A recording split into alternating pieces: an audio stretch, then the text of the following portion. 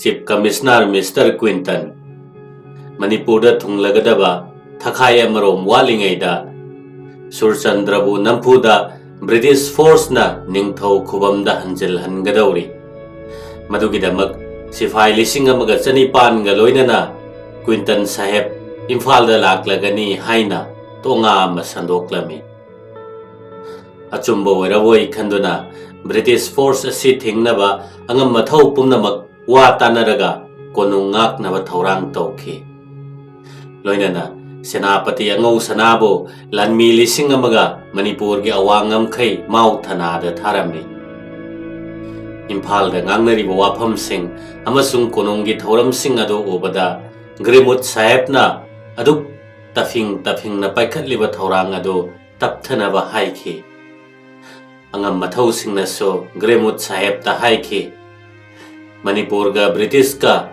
lan suknaba pamde Manipur ga British ka nungaina daba karisu leite leiribadi hanagi Maharaj kani Chief Commissioner ga Surchandra ga Lakmin Navra haiba khangdoknaba Kulachandra Maharaj na magi kerani Ramcharan Mukherjee bo Kolkata da leikhiba Manipur ge agent Asem Gopal Singh da telegram tawduna mafam maduda Surchandra Maharaj leiribra hanghanki loinana Kulachandra Maharaj na chithi amaso Mr. Quinton da thaduna Sifai paltan nama hanagi Maharaj Surchandra ga loinar I haina tai masi chummi chumde khanghan birak naba haiki Mr. Quinton na paukhum pirakhe Surchandra loina rakte lanmi paltan ama purakliba side Viceroy in Council gi order matungina mahaki Scott oina purakpani Mars tangkun mathoina awang sekmaida thunglabaga Mr. Quinton na Kulachandra Maharaj ta aiba makhanghalakhe maduri tangkuni thoi nong maijing numit ke ayuk pung tarada Imphal da thunglaragani thunglabaga Maharaj amasung Maharaj ki sininau sing amadi mantri sing loinamak residency da darbar phamgadabani darbar mamangda Viceroy ki sithi lanthokane warola sina henjin na chingna halle madudi Scott ki damak aduk yamba force purakpa nongmaijing nomitta darbar phamba darbar su British residency da phamba Chief Commissioner hek thunglabaga khudakta darbar phamba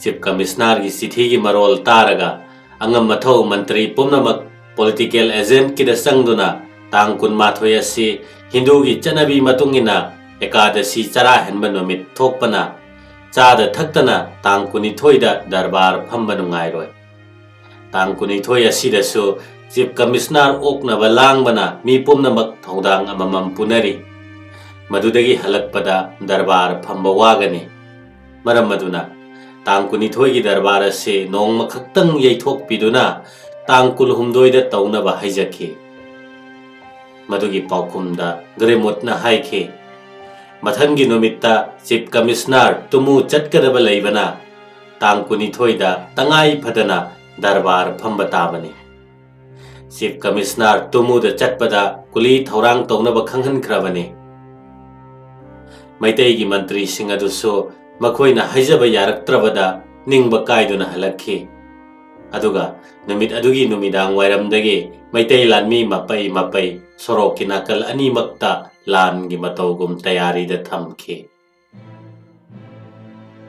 Assam gi Chief Commissioner Mr. Quinton Sahepo taram oknaba Manipur Maharaj ki maikai dagi angamba thaurang tawkhi Manipur gi awangam khai gi lam mau da oknaba Thangal General na lamjingba sifai chatret thakhi makhoi mangjongna na lising amaga chanipan maribudra mathoi ingi Mars nipan nongmaijing numitagi Imphal thadokhrabani Mars kunda Senapati Anglo Sana amasung Colonial Samu anibo lanmi yangkhai ga loinana awang sekmaida Chief Commissioner oknaba thakhi political agent Mr. Grimotso tangkun mathoi gi khongbu aduda yauduna awang sekmaida Chief Commissioner oknaba chatkhi mafam aduda Mr. Quinton ga mahakka aron athupki wari kayamuk sanakhi.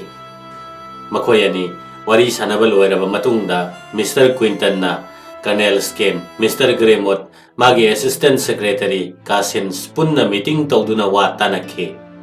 Maduda Jobraj Tikendrajit po mathangi numitta residency da tawgadawriba darbar aduda namduna phabagi thaurang adu Mr. Gremot na tawba haina warep nakhi. Toigu masung wafam aduda Mr. Gremot ta thamoi sokhankhi.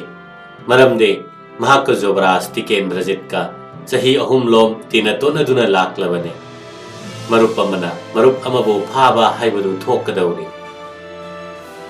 Mr. Quinton Mars ki tang kuni thoida koirengai da thonglame. Konung yogadaba mile mari rom tamangai re. Mafam aduda Jobraj Tikendrajit masamakna kaman tawraga lanmi tengol anina peret tawduna okhi. Mafam aduda Chief Commissioner bu okpa yaukhiba atai angam mathau singdi aya purel nilamani. Angom ningthau giridhari Wangkhairakpa Lokendrajit Singh maipak sana asini. Mafam aduda leiramba upaki thong adu numittugi mamangda chingmi ichilinaw singna lamai thabada mai saklamle. Thong adu lananaba Chief Commissioner na sagoldagi kumthakhi. Jobraj Tikendrajit ka ngaihak wari sanakhi. Numit asigi ayuk pung tara taba dwaida Mr. Quinton su Imphal yauki. Sana konunggi nongchup thangba gate jila ngambara thaugal tawduna Maharaj Kulachandra na okhi nongmai tara humdoira kapki. Soroki nakal animakta maitai lanmi chamngana pareng sana okhi. Chief Commissioner na Maharaj ta khut soklame amasung hairame. Numit yungba matamda residency da phamgadawriba darbar da ichilinaw pumnamakka loinana lakpiyo. Governor General na pirakpa hukum adu darbar da phongdoklage. Tikendrajit po darbar dagi namduna phananaba British residency da Mars kunithoi da tawgadaba darbar gi thaurang asumna silame. Darbar tawgadaba ka adugi mi changpham thongjau ama natana atai thongjau pumnamak solon silame. Thangnaba kasing adu sifai singna guard tawrame. Residency building gi yelom oirom nakal animakta sifai mapai paiduna leirame. Residency gi gate gi darbar hall yoba phawbada tungmang sifai pareng anina kwas tawduna leirame. Residency gi kamada Viceroy dagi purakpa order adu political agent ki head clerk Rasiklan Kundune Kerani amane Burmese interpreter amane ahumda Manipuri da handokhalame. Handokpa adu haudrangaida cherol adu kanagumbada haidokloi haina wasakhalaga Mr. Gremot na anubat adu Chief Commissioner gi apamba matungina khara semdokhalaga handokna ba khanghankhi. Kerani khudingmak santri amamam na sanghalame.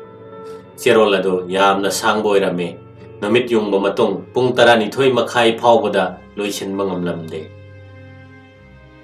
Numit yungba matamda Kulachandra Maharaj Thangal General amasung angam mathau mantri pumnamak residency de yorakhi. Tikendrajit su sagol tongduna manai masal kharana thaugal tawraga residency tana lengakhi. Darbar sem saba loidre haiduna santri na makhoi pumnamak residency da sanghalamde. Gate ta loina leptuna leirami. Residency manunggi arona thup kaya amasung jingnaningai oiba sifai singi position adu Tikendrajit na manai asanba dasu sadar bo koyeng halame. Mahakna uba makhai Jobraj ta hangatle. Maduda Tikendrajit ta chingna halame. Asigamba mawong asida hakchang naga sokthabane. Residency da changhandaduna mapanda kuina lepagi ikaibane. Amasung phagadawribra haibagi chingnabane. Jobraj sangai da hankhre. Puk nare ngaiba ngamaroi hairame. Senapati angau sanaso mayamung Jobraj ki matung induna hankhre. Kulachandra Maharaj ti mafam maduda lehore. Jobraj hankraba matungda maitai lanmi singna residency compound manungda leiringaida makhoina uba arona thup kaya adu Jobraj ki sangai da chattuna tamlamni. Maharaj Kulachandra amasung mantri pumnamak kuina leppada waraduna political agent ki manak ta changchelaga Maharaj amabu mapanda lephanduna thambasi sanman tawdabagi khudamni haiki Mr. Gremot na haiki Chief Commissioner Bangalo dagi kumtharak laga Maharaj na darbar lengbirak pagi harauba phongdok laragani adubo Tikendrajit yaudravadi Chief Commissioner na Maharaj ka wari sanadaba yai makhoi pumnamak tanaraba matungda ayapurel nilamani bu thaduna Jobaras pu kauhale pungkhai amarom leiraga Jobaras yamna kanna nare lakpa ngamaroi haina ayapurel na tamlare ngaihak leiraga Chief Commissioner Mr. Quinton na Governor General ge hukum asini haiduna puthorakpada Mr. Gremot na Jobaras laktriba makhai madu khangba yakhiroi haina kanamatta hukum gi che do pahankide aduna mathang numit haibade Mars ki tangkul humdoida ayuk pung nipan da Jobaras yauna darbar phamnaba Maharaj ta khanghanke Maharaj na mahakpu yauhanaba honage toigo masung nabadagi yauba ngamdrabadi upai leite haina khumki numida sigi numidang wairam pung manga tabada Mr. Gremot na Lieutenant Simpson amasung head clerk Rasiklal Kundu galoidana Jobaras ki sangaida anaba hangbalaki Jobaras yamna kanna nare unaba nungairaroi haiduna unadana gate tagi halakhi mathangi numit tangkul humdoi ge ayuk pung taruk tabada amukka Mr. Gremot na Rasiklal Kundu galoinana Jobaras unaba lakhi numit asidasu unaba yaroi hairakpada Gremot na ngamda mahaki dolai mathakta amuktadi kumthabiraknaba haijakhi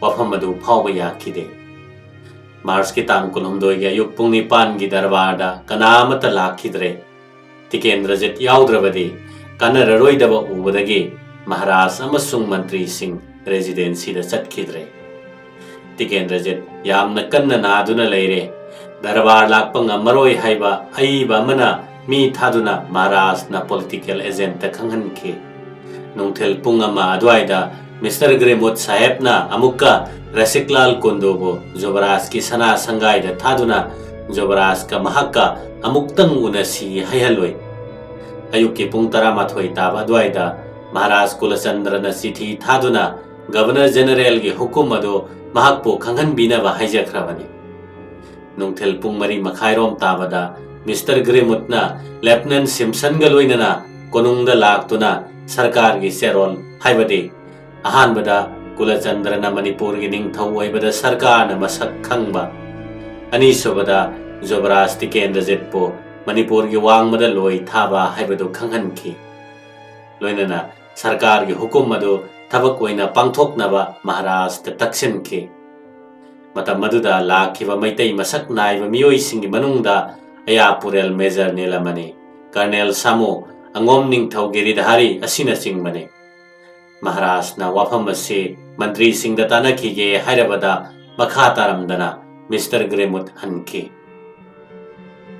Maharaj na athubada sana kunungda darbar tauke Tikendrajit amasung atai mantri pumnamak yauke Maharaj ke kerani Ramcharan Mukherjee na sarkar gi serol adu paduna tahanke Maharaj Kulachandra na adudi kamdauba tare hairabada mana oibungo Jobaras na leipaki phagani hairabade mahak masamak thawai kathokpada bera leite haina khumke mantri pumnamak tumin na leinarame konthangda Maharaj na mahakpo lebak sigi ningthau oina masak khangbibagi thagat wahi kharaga loinana Jobaras po loi thaba haiba side mahake hakchang pharaklaba matamda khanghalake haina chithi ikhi angom ningthauna chithi edo Mr. Gremot ta khusinakhe Mr. Gremot na Maharaj ta Jobaras ka muktang unana basinbina ba haijakhe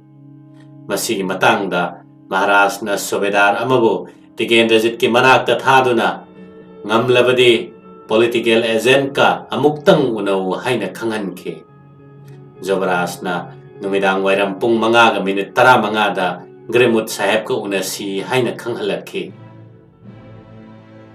Jobaras na haiba matam maduda Mr. Gremot na Lieutenant Simpson amasung Rasiklal Kundu galoinana konungda laklami. Kanglalan ban mayada Jobaras tholak pangaiduna leirame. Jobaras so haina kiba matamda dolai tongduna kumtharaklaga Gremut ka unaki. Marup oinabagi wangangda Mr. Gremut na haiki.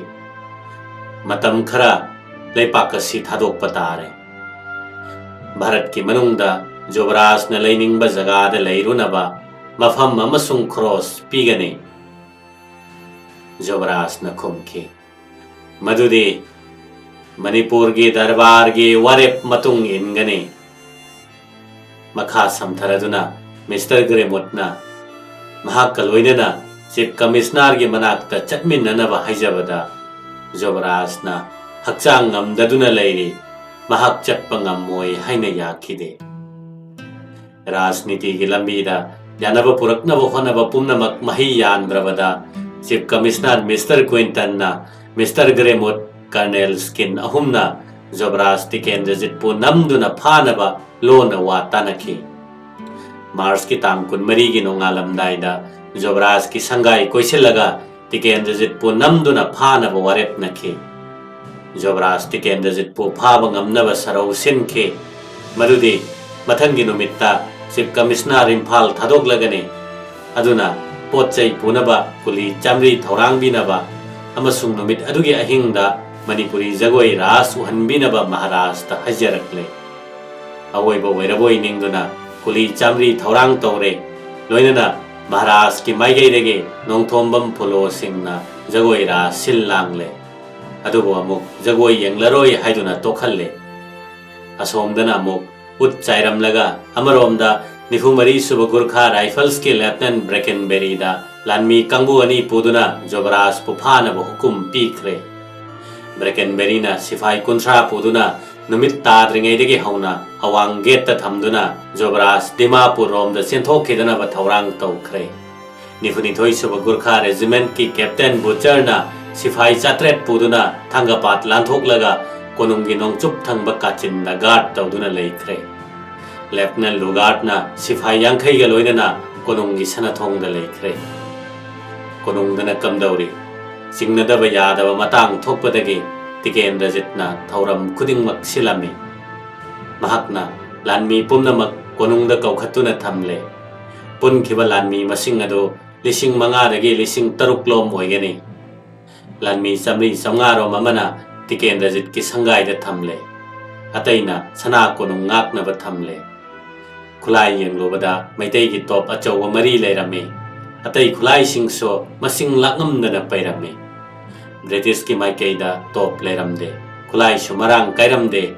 Lanmi amamamda nongmai maru nifu khakta yaurame. Reserve su leiramde. Tangkun mari sagol se numit ki nongalamdai pung mari ga minit nifu manga taba matamda attack tawba hore. British lanmi singna sanathong lanthokibadu santri singna wahodre.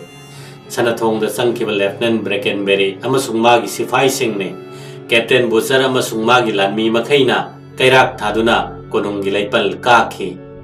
Lan hore nongmai kapnare Captain Brackenberry nongmai na panduna makhong ani amasung pambom ani tekle. Subedar Himsan ga Havildar amaga nongmai na panduna sire. Lieutenant Lugard na Captain Butcher gi mateng pangna bahochin ke.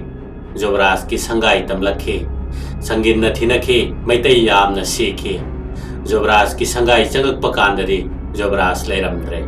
Aduba sifai chama mukna Jobaras ki sangai koisinduna leirame. Brindavan Chandra gi laisang murti sing mang takhan ke chakhai ke. Pukram batangko kumbong sobedar laisang zamandar athokpam devan chongtha miyana chingba thauna phana thengnakhe. Adubo chongtha miya natana makhoi pumnamak sikhe. Turel wang mada leirambada su sadar kauba Musalman photographer amabo aron ba pau pi ba mini haina British na ahan bada makhong makhut kakthalaga mamai da makok kaktuna hatke. Magi nupi buso nongmai na kaptuna hatke. Makhoi gi macha nupi ani buna masamani punsimnaraga leinung da phumjalaga hatke. Madu ubada kiduna lamjau da chelamba nupi amabuna makhut ka managa kakthatuna hatke. British sifai singna kulak irak changduna usam laikai yambem laikai Saikhom Laikai Yum Tarani Toy May Take Nong Alavada Maharaj Kulasandra Lan Lautokle Maikai Puna Makta Police Outpost Kuding Makta Mi Taduna Lan Pau Kanganke Madudagi Auwa Angres Puna Makta Maitane attack to Hauke Mayang Kangda Chirai Nagana Telephone Superintendent Madbell Amasung Braille Sahepani Hatke Madugidamak British na Manipur Lausilaba Matungda Chirai Nagabo Krista Talisinga Mugasanipan Maribudra Mathoigi October Thada Parsi Tauduna Hatke Bani Ahing Aduda British na Sana Kunungi Mapan Thangba Nong Chup Thong Lausilame Manipur gi Maikai Degi Wangkai Rakpa Amasung Angau Sana Anina Nong Chup Ki Manung Thong Yengkoi Bana Nong Pok Thong Colonial Samuna Kha Thong Ngaklame Nong Alabada Maitei Lanmi Ayamba Konungi Nong Pok Thangba Torba Lomda Haidoraktuna British ki Mathakta Nong Mai Kapsin Ke Jobras Tikendra Jitna Top Achoba Mari Puthoktuna Mahaki Sangai Amasung Laisang Tamna Kapsin Ke Lieutenant Simpson na Nong Pok ki Jungle Dagi Kapli Basing Adu Tanthokna Honarame Wangkai Rakpa Amasung Ya School Lakpa ni Kha Thongdagi Mapal Thoraktuna British Residency ki Maning Lomde attack tawke Madu Yamna Mahi Yan Balanjang Waike British ki Mi Tara Taret Soke Asok Pasing Adubo Mrs. Grimut na Seva Tawke Numit yung Bakandadi Tiken Rezit ki Lalong Pumba Hongle Atat Akam Leitana Residency na Nong May Kapsilame Numidang Pawada Residency ki Sagol Sangda Sagol Amat Tahing Hodre Mrs. Grimut na Lady Bakada Nong May Maru Pokhai ki Loina na Residency ki Siri So Kapkhaire Matam Masida British ki Nong May Masak Yam na Wale Panbayay Madudi Makoy Gilanmi Amamam na Loina Rakpa Nong May Maru Nifu Kaktani Rizab Su Yaurakte Residency Ngak na ba Nong May Maru Leitere Aduna Sana Konungda Jobras ki Sangai Koisinduna Leiramba Simpson Lugat Kauthok Lore Gremot Saheb Su Residency da Halakle Colonel Skin Amasung Captain Butcher Ani Buso Magi Lejabal Lanmi Puduna Residency da Halakna Bayathang Pirame British Lanmi na Halaklam Daida Lieutenant Brackenberry Bo Koithi Thirame Brackenberry ni Imphal Turen gi Nong Chup Thang Batorbanda Nong Maina Panduna Tuduna Leiramba Thengnarure Naik Singdia Lamana Mathwai Khubakta Haptuna Makwang da Thori Thuraga Turen Torbandagi Brackenberry Bo Chingduna Puraklame Sana Konung Manungi Brindavan Chandragi Mandir Manaktagi Jaimani Thapana Muk Bareng Banda Thangatuna Brackenberry Bo Residency Tana Puraklame Lieutenant Brackenberry gi Masada